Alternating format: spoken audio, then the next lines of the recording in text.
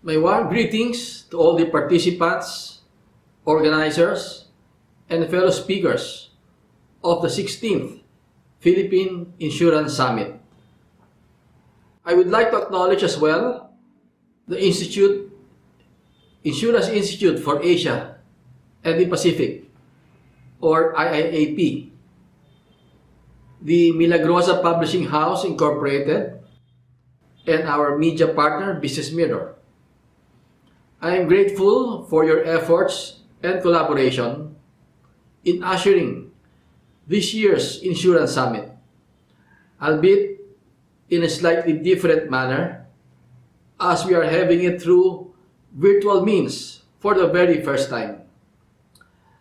Nonetheless, I have confidence that this will not diminish our enthusiasm to participate in today's event. With this, I would like to welcome you all to this year's Insurance Summit. Challenges, changes, and resilience. For me, these three words roughly summarize the events and undertakings of the recent years. The COVID-19 pandemic, the eruption of Taal volcano, the typhoons Rolly and Ulysses in the Philippines. Those are just some of the challenges we faced in the previous year. Challenges that brought changes we must learn to adapt with almost overnight. Challenges which tested our resilience and strength of character. Leaving behind the gloom of the previous year, we gathered our courage and faith to turn a new leaf that is full of hope and aspirations. We start 2021 eyeing for recovery and aiming to drive growth and development for the industry despite the challenging economic conditions. We in the Insurance Commission in particular are doing our part in promulgating sound policies that will provide regulatory relief to our insurance providers and industry players. With more than a year of this pandemic, we have already learned our ways of dealing with this predicament, and we have adopted a new lifestyle so as to cope up with the so-called new normal. As we continue our battle against COVID-19, let us not forget that there is another pressing matter that demands our attention and resolution. What I am talking about is the climate change and its impact on our society.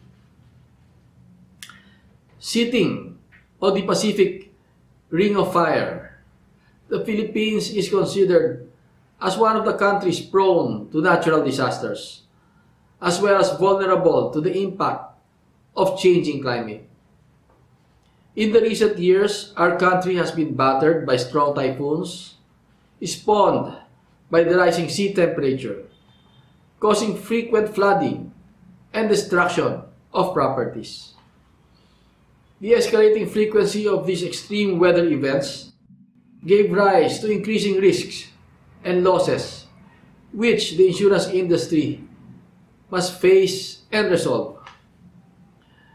This thought served as one of the driving factors that led to the conception and creation of the Philippine Catastrophe Insurance Facility, or PCIF. The PCIF has been established through the Commission's collaboration with the Philippine National Reinsurance Corporation, or NATRE, and PIRA, the Philippine Non-Life Insurance Industry Association, and with the technical assistance from the World Bank. The PCIF was established to satisfy its four main objectives, first of which is to promote a strong Philippine non-life insurance industry. Through the facility, non-life insurers in our country will be able to redirect their catastrophe risks to a more diversified and larger pool that is then shared with the participating companies. By doing so, the facility enables the companies to manage their catastrophe exposures more efficiently and further boost their capacity to take in more catastrophe risks. Second is to provide adequate and sustainable catastrophe premium rates. The efficient management of catastrophe exposure among our insurers will further result to a more risk-appropriate rating environment that would ensure sustainable catastrophe premium rates. This will provide the public with a wider access to catastrophe insurance protection, which meets the third objective of the facility, to drive a higher insurance penetration rate in our country. Lastly, the facility aims to increase the local catastrophe retention. The goal is to pool the resources available in our country and to keep most of the funds here, enabling non-life insurers to grow the premium base and allow them to expand the range of catastrophe insurance products available to Filipinos. Generally speaking, the PCIF was designed to heighten our country's financial resilience against natural disasters, as well as address the catastrophe insurance gap.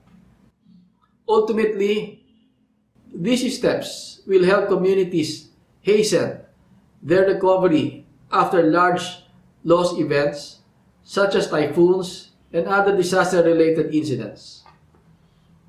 The establishment of PCIF is just one of the steps we take in mitigating the effects of climate change and other risk-related issues for the insurance industry. We also intensified our efforts in expanding our reach to the marginal sectors of our society through microinsurance and other similar instrumentalities, as they are the ones who are most vulnerable and badly hit by these catastrophic events. Through discussion and cooperation among the private sector, government and regulatory bodies, and economic institutions, I have faith and confidence that we can ensure the industry's resilience against climate change-induced calamities and other unprecedented risks.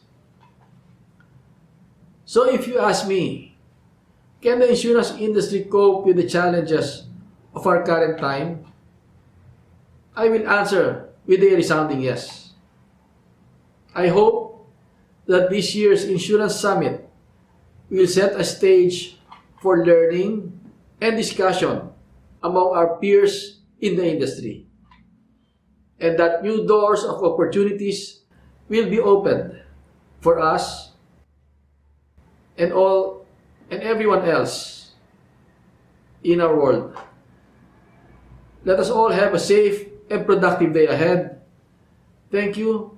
Have a good day.